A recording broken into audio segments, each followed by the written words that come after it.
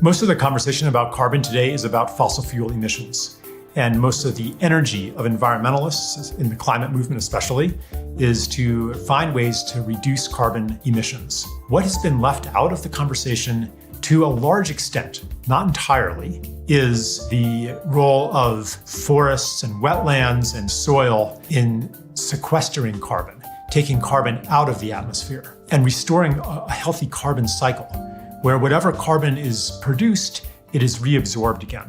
What I have learned is that the contribution of land use changes to atmospheric carbon is at least as much as the contribution of burning fossil fuels.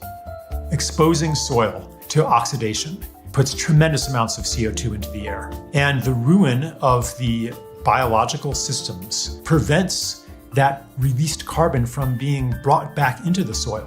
When trees and grass and other plants uptake carbon from the air, a lot of it goes underground, taking the form of organic compounds, which means carbon-containing compounds that form soil. And that stay underground could be for a year, could be for a decade, could be for 100 years. Some of them are deeply sequestered in the soil. So they're constantly pulling carbon out of the air and putting it underground. So much so that carbon dioxide levels in the atmosphere have been rising slower than would have been expected in models that are based on how much we're emitting. The reason that they increase slower than expected is because the more that there is in the atmosphere, the more the plants take up.